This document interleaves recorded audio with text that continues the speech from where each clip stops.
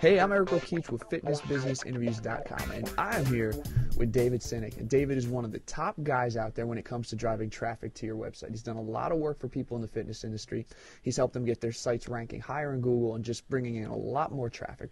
David's here today to share with us exactly kind of how you can do that, bring more visitors and clients in to your website so they can help build your business. And make sure you stay and watch the end of this interview, because David's going to reveal his top 3 tools and resources that you can use to bring in more visitors to your site. And he's also going to reveal what his #1 mistake is that you should never do, so that your site pretty much blows up. All right, so David, thanks so much for being here, man. Got the nice view you have back there. Pretty nice. Yeah. Sitting outside as I'm freezing here in New York. Yeah, I'm chilling. I'm happy to be here. You're giving me an excuse to sit outside, so I have no qualms about this. I got to ask, because we were joking around before a little bit, but you're where, Southern California, so you can sit out there and just sit outside. Yeah. I'm in Topanga, which is, well, essentially I'm in Topanga State Park, which is right off of the Pacific Coast Highway, which essentially is part of LA, I guess. So it's pretty amazing here. I mean, I wake up, I'd walk down, pick an orange from the orange tree, look at the view back here, and just kind of hang out. It's much better than Connecticut was last week, so yeah, I'm happy. Yeah, I couldn't get my car started then, but that's a whole nother story. Oh my God. Yeah. All right. So anyway, give us a little bit of background. I kind of mentioned a few things in the intro, but give us a background on yourself and kind of how you got into the whole SEO world. Well, my first foray into, well, I'd say that I didn't really get into SEO until, I guess, relatively recently. I kind of started with more just like straight up internet marketing. Okay. So when I was in college, I kind of wanted to be a personal trainer, though I ended up not going that path, obviously, because I realized that I don't really care so much about training other people. I just want to know all this stuff for myself, because I'm like a selfish jerk and everything. But so I had gotten on like Eric Cressy's list, and I'm sure everybody knows Eric. And he had recommended Ryan Lee for, by the way, there's a plane, so hopefully you guys can hear me. He had recommended Ryan Lee as like a guy to follow in the fitness space. And so somehow I got on Ryan's list from there. And randomly, Ryan was doing an event in Stamford, Connecticut, which is where I live. And so I was like, well, I was blown away that anybody, of course, would host an internet marketing event in Stamford. I still kind of rib Ryan about that, because it's like, Stamford? Like, seriously? Yeah. But I guess it's good, because there's nothing to do, so they're just going to be in the event. So anyway, I emailed Ryan ahead of time, and I asked him, if he does internships or had any room for an intern. And he said, sure. Let's talk. And so I met him at the event. He had me come in like a month or 2 later, because he was still like, I guess, finishing up with the event and stuff. And then basically it was me and him in his like little virtual office. So I just came in there and kind of did whatever. And he'll tell this story too. But one day I walked in, I said, what's the #1 thing I need to know to really succeed online? What's the one thing I should be doing?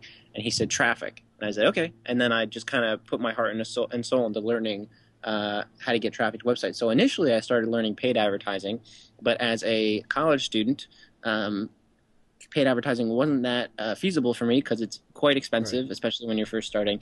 So I fooled around with that a little bit, but it was putting too much of a drain on my account, just because I didn't have a job at that point. I was still interning for free and whatnot.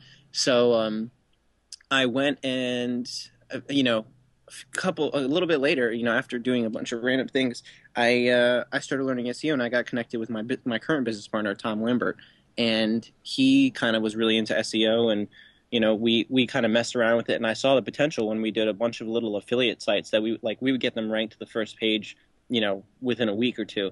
And I was like, man, we could probably do this for clients, no problem. And we worked with a couple people, and then kind of got a lot of referrals, and just built it from there. And so now we work with a couple of guys like, Bedros Keuilian and whatnot, and kind of just the back end for that. And it's awesome. I love it. It's an amazing business. I think I'm rambling at this point, but that's kind of where we're at now. Is we have this SEO company, and we work with a lot of guys behind the scenes. All right, I'm curious, because now I asked earlier where you were. You're right outside of LA. Was it a conscious effort to move out there, knowing that that's kind of more of where, I guess, some of the online stuff is taking place, or you're just tired of the cold and you're just like, I've had it, I'm moving out here?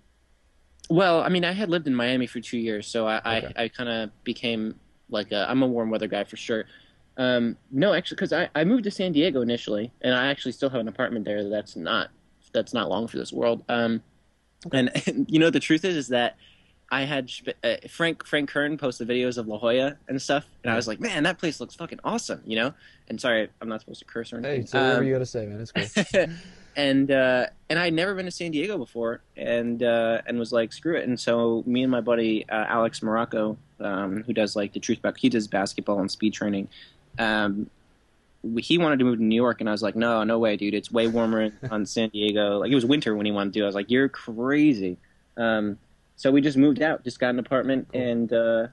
and really dug it. Yeah, and I guess that was there's kind of an internet marketing scene out there, though.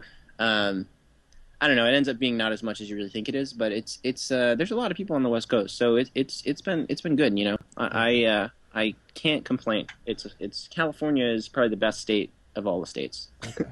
And would you say that, working or doing the internship with Ryan definitely helped with some connections in terms of kind of getting things going, especially in the fitness industry and things like that? It was everything.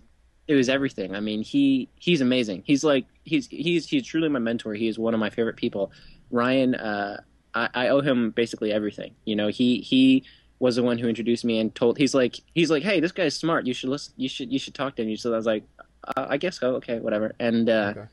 and he made a ton of connections with me. Every time I go to an event with him, he'll always introduce me to new people. He's the man. Awesome. Yeah, and I hope he listens to this too, because he would give me a lot of shit if I didn't give him a shout out. All right, cool. So let's dive into this. So what I'm going to kind of do is going to have you walk me through some of the processes and steps are if someone has a site and they're struggling to get traffic or even just getting it higher in the search engine ranking. So I'm going to have you walk me through some of these steps. So when it comes to getting traffic to a website, what's the first thing that someone should do? Okay. Well, this is kind of it's almost an indirect answer, but it's not really. But essentially, the number one thing that you need on your website is high quality content. You need to have like really, really freaking good content, because ultimately, if we're just speaking about strictly SEO, Google, the way that Google works is that they're trying to have people have the best search experience possible. They want people to find answers to their questions. They want people to find the most relevant results. So if your content is the best quality content, it answers the questions, it's just like well done, well put together, then they're more likely to rank it at the top. So, if you have crappy content on your site, you kind of are shooting yourself in the foot a little bit, So you need to make sure, number one, that your content is really, really, really good. And also, the other thing too to consider is that if you have bad content and you get a ton of traffic for whatever reason, people are going to be like, well, this sucks, and then they'll never come back again. So it's like, what's the point of having a site if your content is crappy? So that's really my number one thing, is that you need to have super duper high quality content. I mean, like I'm talking about, look at the most popular sites and you'll see what kind of content they have. They'll, aside from content farms like eHow and those kind of crappy sites, but like, look at Tim Ferriss's blog, look at, who else has big blogs? Look at all like the big guys in the fitness industry that do really well. I mean, they all know, they write great stuff. People really, really like it, which is why they get tons of return traffic. Mercola.com was another example. Mm-hmm. Yeah, that's the first step. Oh, there's like a random stray cat in his backyard. Hopefully I don't get mauled up here. So the other thing I was curious about, and this is something that I've said to people too, but should you have a traffic plan in place before you even start out and launch a site? Yeah. I'm a big time planner and list maker. So yeah, absolutely. I would say that, I wouldn't get too caught up in planning, because, I don't know, every time I tried to plan like beyond 30 days in advance, it ends up like nothing ends up happening the way you want it to, and you end up getting like kind of screwed up. But yeah, absolutely. I would say that, anytime, if you look at like, kind of going back to Tim Ferriss, if you see how he like launched his most recent book, The 4-Hour Body, he had a plan in place and he just executed it. It becomes a plug and play kind of thing. So yeah, absolutely. I think that setting up, mapping out a plan, and then making it so it's plug and play. So it's not like you're reinventing the wheel. It's not like you're constantly trying to figure out, what am I going to do today to make traffic? It just kind of having kind of a set thing in place. And that's a matter of like, day one, I'm going to go do a guest blog post on this site. Day two, I'm going to go build a Squidoo lens, etc. That kind of stuff. Right. Should there be for more SEO. focus and emphasis maybe on something like that, a traffic plan, instead of the design? Because everybody's like, oh, I got to get the awesome best domain name. I've got to have my site looking awesome. I mean, if you were to say out of those things, I mean, would traffic, having a plan beforehand going in, would that be more important than the design and maybe a couple of the other things? That's a good question. Honestly, they're all really important. I'm kind of a design. I don't know if it's elitist is the right word, but you know, I, you don't really need to have a great design. I think actually, you know what the real truth is that ultimately you just need to get your site up. That's like the ultimate truth is that having good design is important, but you don't want to get so caught up in doing that you're like 6 months down the road and you still don't have your website up because like, oh, this color orange is not quite orange enough. It's not perfect. Because I don't know what the quote is, but essentially there's never going to be a perfect time, so you got to just get it up. But I would say like the biggest thing is kind of having a plan for the content you're going to put out. So you don't have to be like, if you're doing a blog, for example, you don't need to be what am I going to write today? What am I going to write today?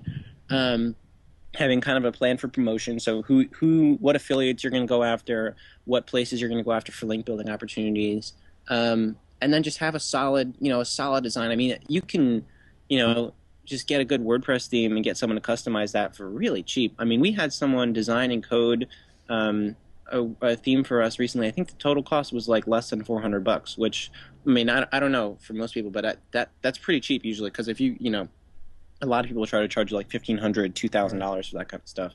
Right. So yeah, I mean, okay. Just make sure you just got to get moving. That's the biggest thing. I hate that when it's just like, oh, I'm still not quite ready yet. I'm still not quite putting it up.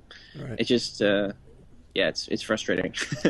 So I've got a couple people, beginners on here that they follow what I'm doing, and so I want to cover a couple of the basics of SEO just so that everybody understands kind of what we're talking about.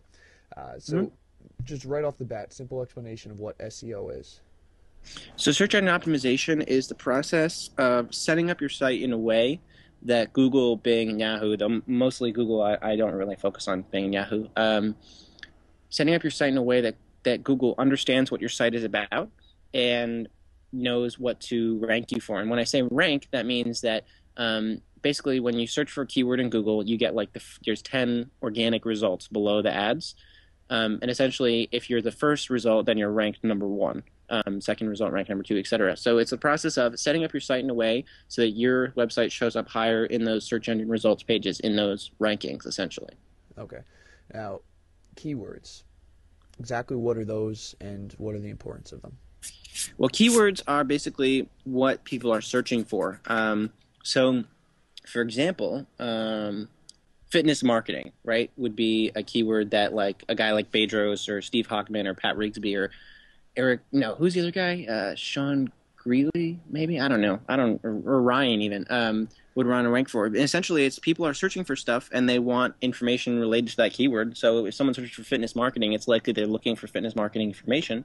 And so, finding what kind of keywords your audience is searching for is really important. So, if someone searches for fitness marketing and you have a fitness marketing product, it's likely that they're going to be interested in what you have and they might, purchase, or at least maybe not then, but down the road, Okay. All right. One of the things too, I notice, I've done, a bit of SEO work here and there with other blogs. Sometimes people just make the blog and they don't have a main keyword or focus in place.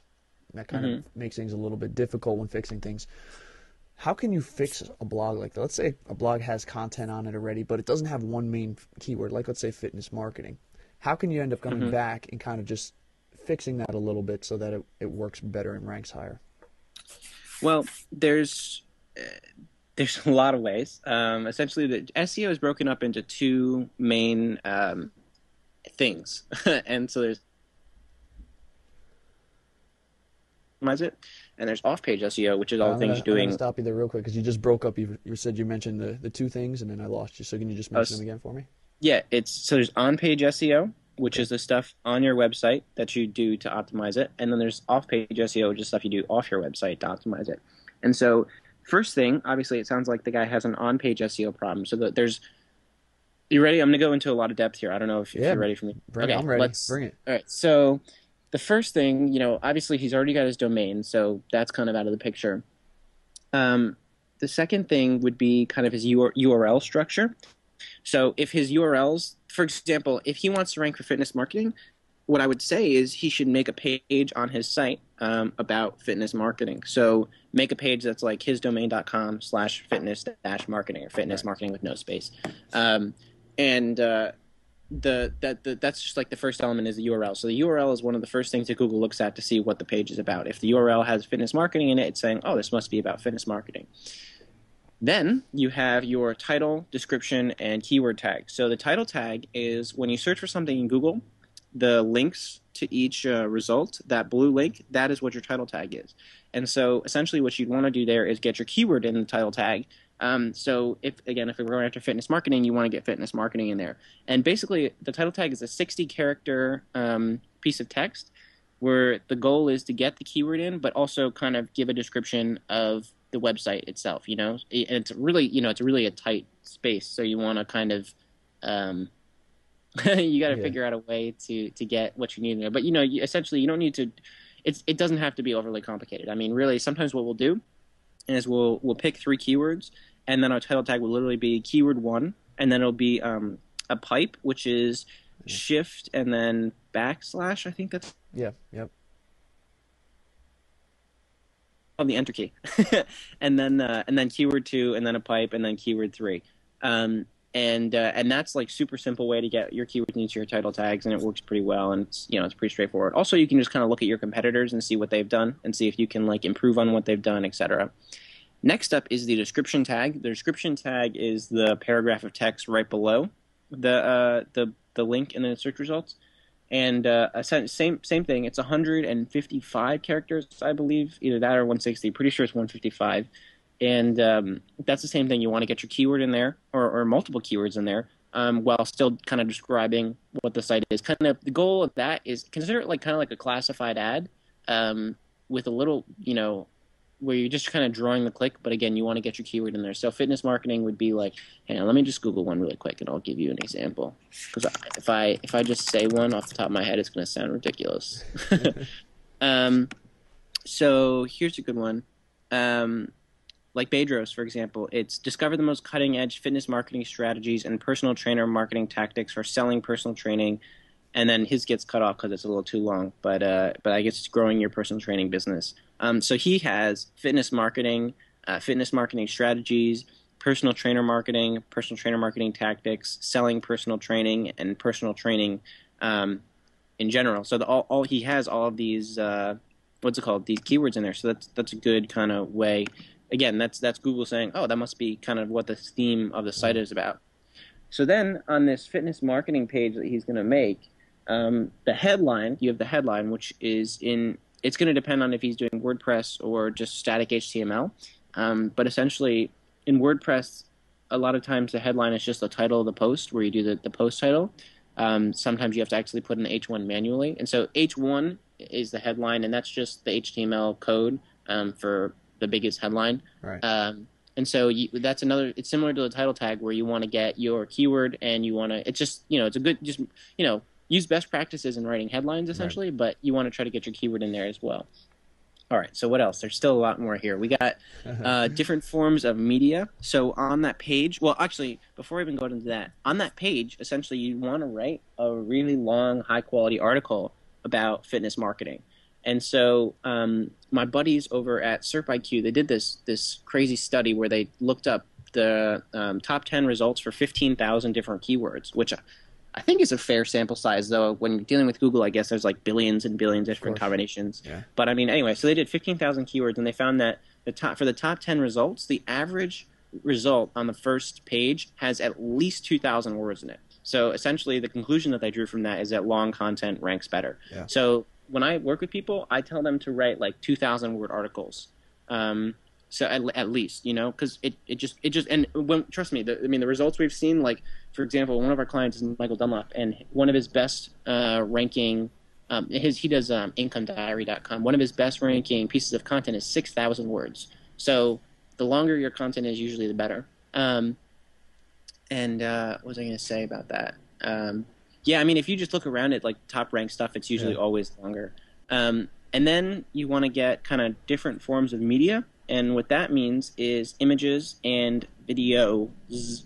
potentially 2 videos. I mean, we only usually do one. So it'd be like a YouTube video, considering, YouTube is a Google property. So having a YouTube video is very helpful. And usually just, a video that's complementary to the article. And also, the truth is that video doesn't even have to be your video if you want. It's kind of up to you what you want to do with that. And then images with the proper, sorry, I'm just wiping off my monitor here, with the proper alternate text. So when you do an image in WordPress and you upload it, it'll have like a little field for alternate text. And essentially what alternate text it means is, I'm pretty sure, and I may be wrong, but this is what I've been telling everybody because this is what I was taught, is that alternate text is essentially for blind people. So when they like scroll over, it would read out what you're looking at. So for example, if you post a picture of a golden retriever and you scroll your mouse over it, it'll say golden retriever. So you want the image itself to have the alternate text of what the image is, and also you'd ideally want the file type or the file of the image. So if it's like a golden retriever, it'd be like golden-retriever.jpg. You want that to match up as well. So that's another, it's another way of Google kind of seeing what it's about. Also, interestingly enough, Google Images my buddy, just a kind of funny example, my buddy Tom, he stole an image from someone's website about cloud computing and put it on his blog, and he set it up with just the right alt text and the right file name, and he was getting 150 visitors a day from Google Images for cloud computing, just like randomly. Well, he didn't even like do anything tricky. It was like just that. Yeah. So granted, Google Images traffic is going to be pretty low quality, but it's traffic, so it's not. Yeah. All right. So what else? So okay. So you guys may have obviously seen that Google came out with its own social network recently, which is just another kind of example showing of why Google getting into the more social arena. So what we do on all of these pieces of content is we'll have a tweet button. So it's like tweet this post. We'd have a Facebook like button.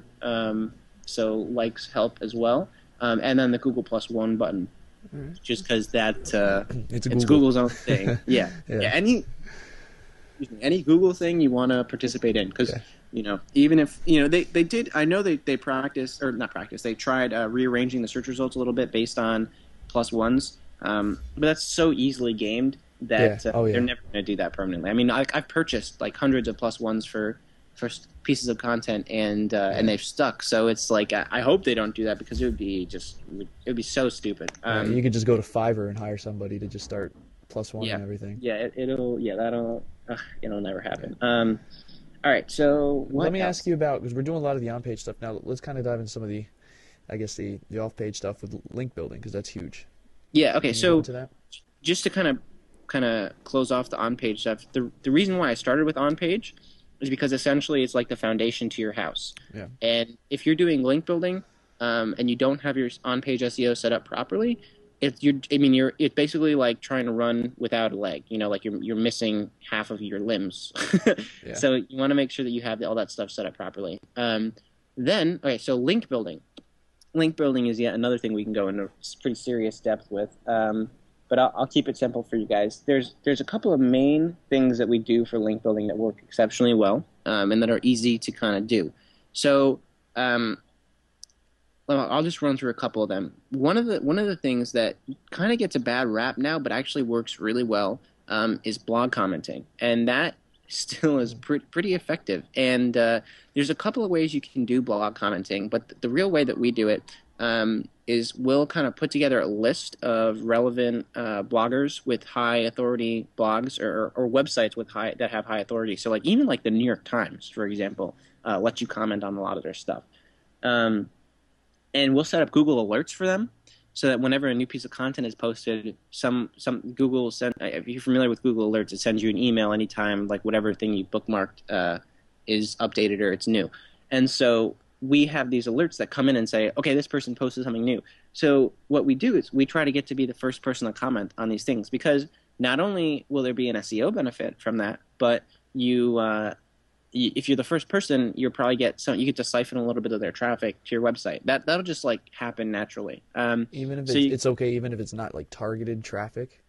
Well, you want to find relevant blogs, is what I'm saying. For the most part, you want to be posting on like relevant blogs in your industry, because for link building, the biggest thing is high quality and relevant links. So high quality being blogs that are authoritative and have page rank, and what's it called? Relevant being them being in the similar niche. And just to quickly tell you, page rank is kind of Google's 0 to 10 algorithm of determining authority for websites. So the higher the page rank, the more authoritative your site is. I think Google itself is like a page rank 10. Wikipedia is like a page rank 9, etc.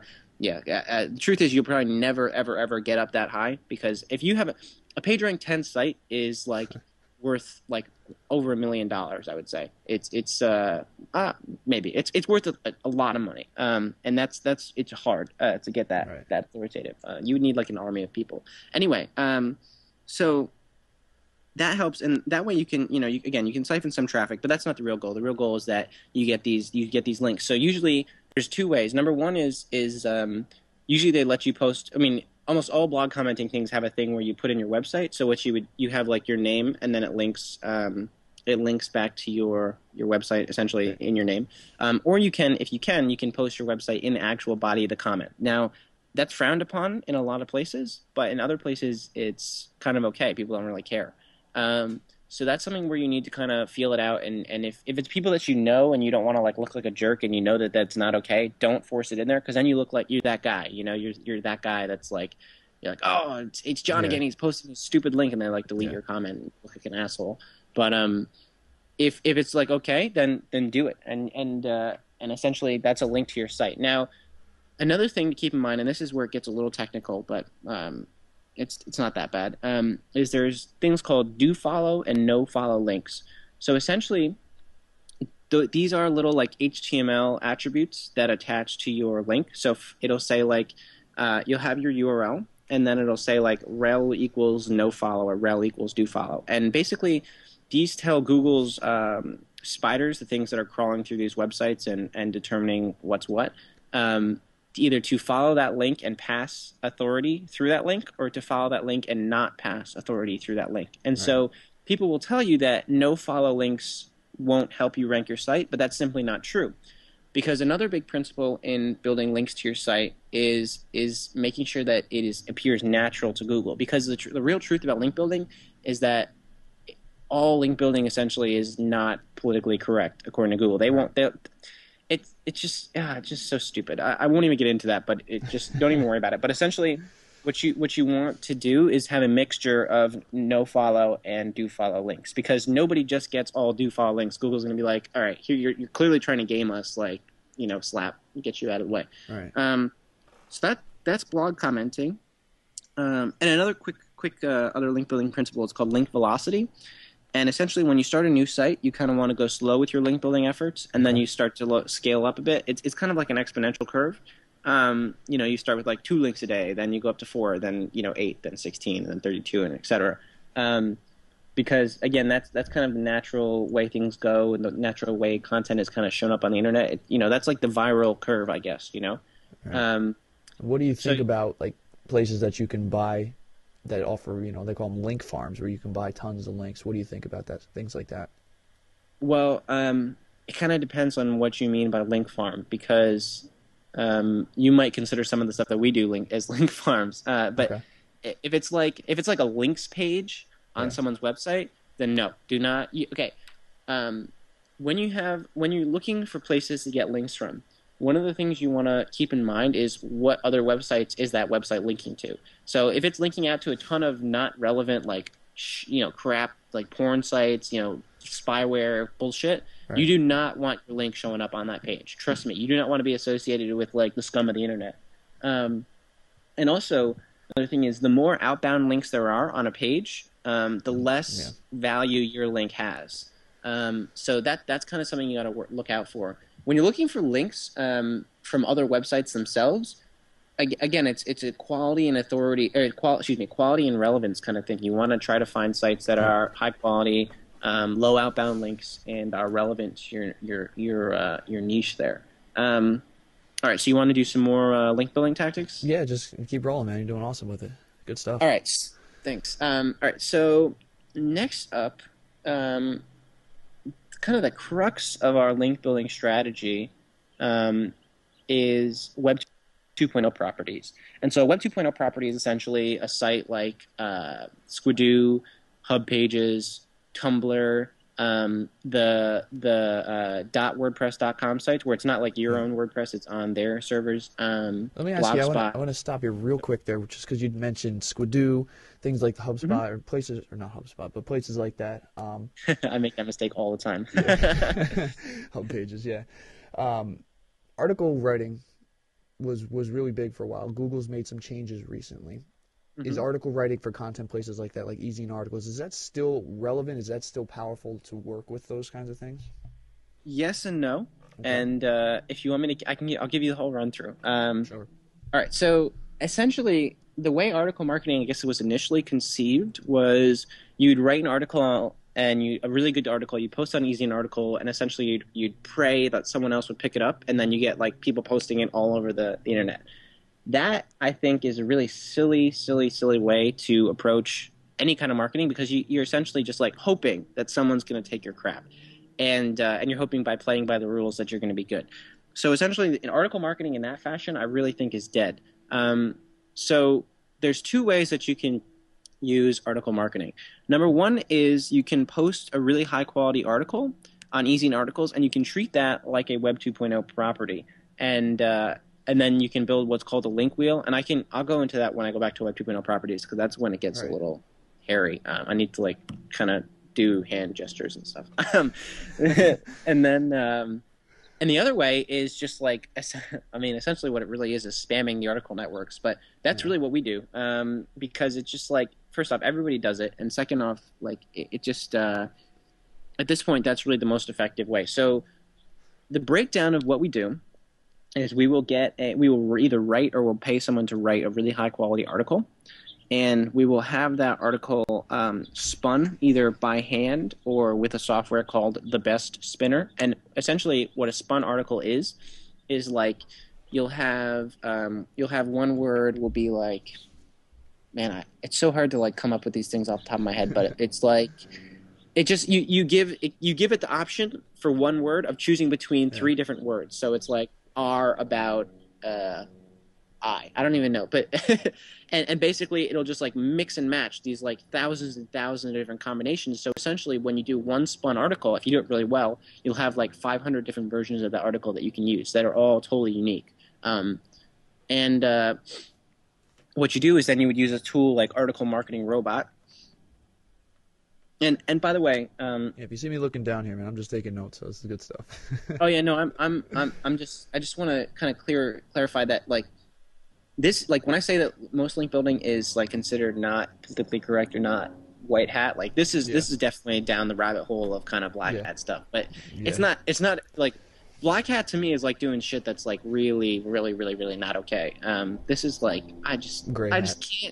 I can't bring myself to really care, because Google is just a bunch of assholes. So anyway, you would use a tool like Article Marketing Robot, and what that does is it posts that spun article to hundreds of different article directories, and you can set it so that it posts at separate times. So it'll like post 15 articles every 15 minutes, 20 articles every half an hour, etc. So you have like this like mishmash of articles being posted, so it doesn't look like all natural. So it's not like 1,000 articles get posted at once. You know, that way you leave no footprints at all. And that's a really big thing with link building, is that making sure that Google like is not kind of Google just like can't really see what you're doing in a sense. I mean, I don't mean like cloaking, but I mean like just making it so it's not like blatant that you're trying to abuse their system, because they'll like punch you in the face essentially if you slap you around. Yeah, they've got a pretty serious algorithm going on. They really don't mess around. So that's kind of article marketing. And honestly, for a while, when we were doing like small affiliate sites, that was all we did. Like we would just do spun articles and article submissions, and that would rank our stuff for like lower quality, or excuse me, not lower quality, lower competition keywords. That works really well. And we were like blasting the crap out of them, but you know, it's something where you kind of gotta be careful and kind of feel it out. But you know, that strategy works exceptionally well. it takes a little bit of time to set it all up. Like every article marketing campaign took Tom. It was mostly Tom doing it, truthfully, but it took it would take him like lay the blame, yeah. Yeah. So yeah, but it works, and it's pretty legit. But here's what I'll say quickly about link building stuff in general is like when you're doing low quality stuff like that, you want to make sure that you're mixing it in with higher quality links. Excuse me, as well, because if all your links are spam links, that's not good. And eventually, a lot of this stuff is like a lot of the spammier links will get like removed, you know. Yep. Or Google will like kind of say, oh, these aren't valuable at all anymore, and it's just you want to make sure that you diversify your investments. You know, just like Wu-Tang investments, you got to make sure you're diversified, because if you don't, eventually it'll come back to bite you. So we usually use these things as kind of a starting point, and then we go into the more higher quality links to make sure that we can stay up ranked for a long time. Okay. Okay, we've got a few more minutes left here. I want you to you were talking about the 2.0 before we got off onto the article writing and the content stuff. Yeah, dive back into that for me. Okay, so essentially what we do is similar. For the most part, Web 2.0 properties don't let you post spun content anymore, just because they got hammered recently by the Panda update, because they were letting people do that, and then all of a sudden they're like, oh crap, like 50% of our traffic is gone, and for them that's like millions of dollars. Yeah. Which with that I can't even imagine. That would suck so much.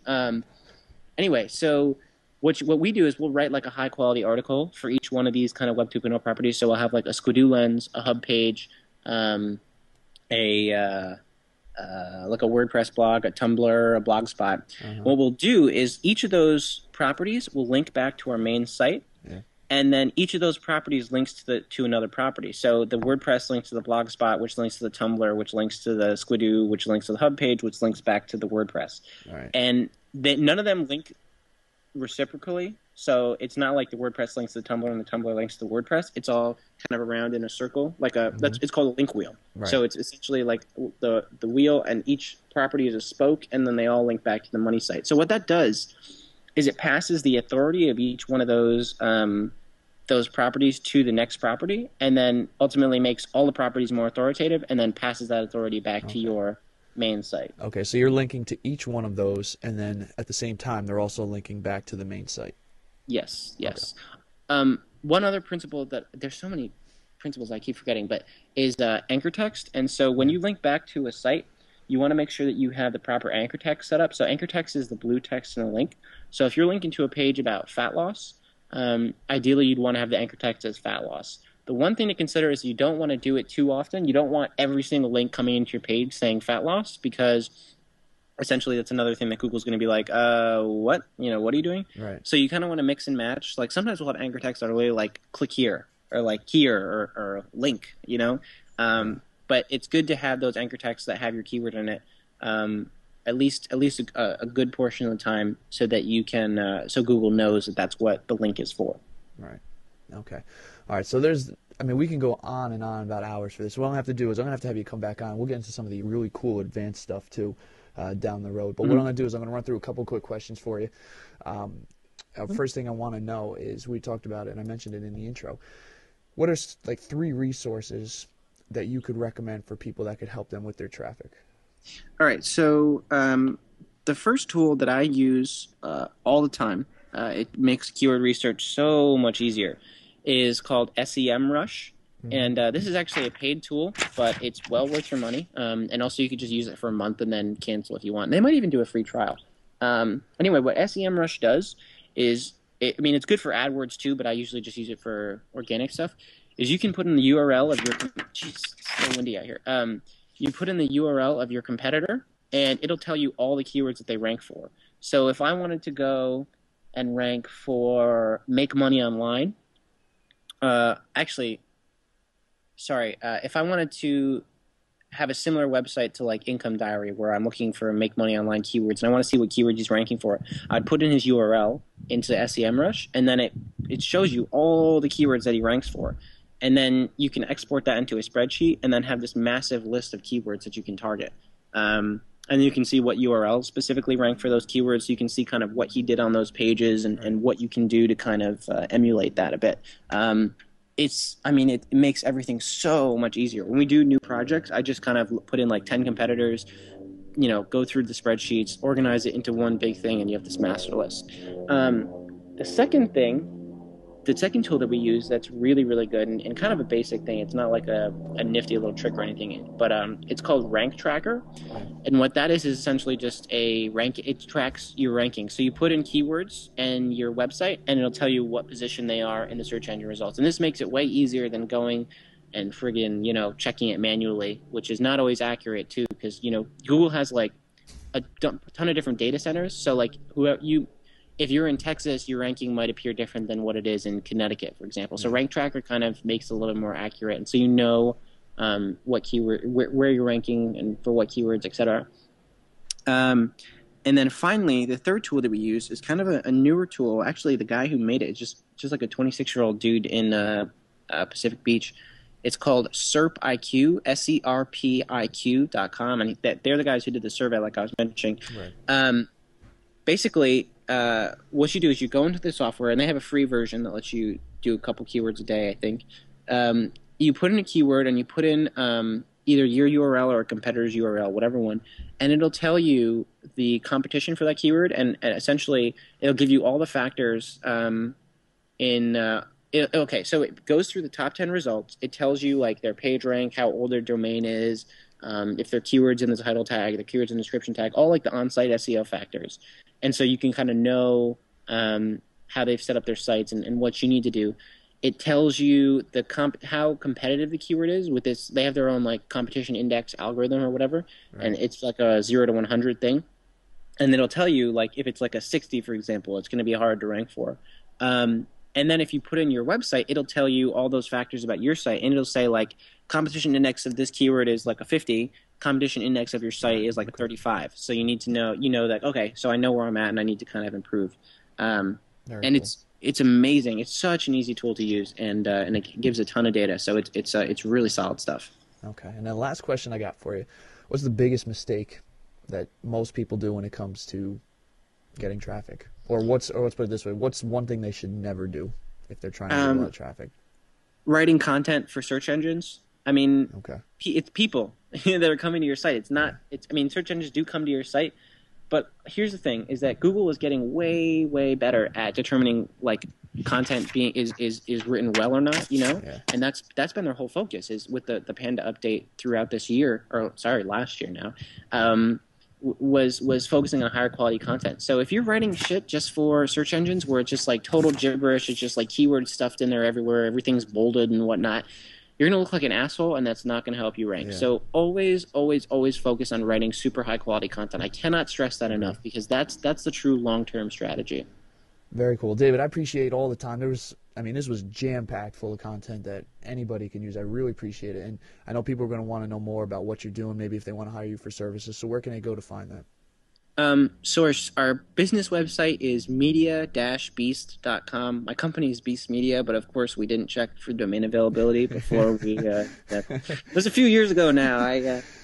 Anyway, so yeah, we're media-beast.com. If you search for Beast Media, we're number one, of course. So yeah, right. We kind of took out all those guys. And then if you just want to do kind of the do-it-yourself version of SEO, we have a whole guide to WordPress SEO at the WPSEOblueprint.com. And that basically is a complete guide to on-site SEO, and it'll show you everything you need for essentially for doing a WordPress site. And it also applies to HTML sites and other content management systems. So definitely worth checking that out too. Awesome. Well, David, I appreciate everything you shared here with us today, and we'll be chatting a little bit in the future. Yeah, no problem. Thanks a lot.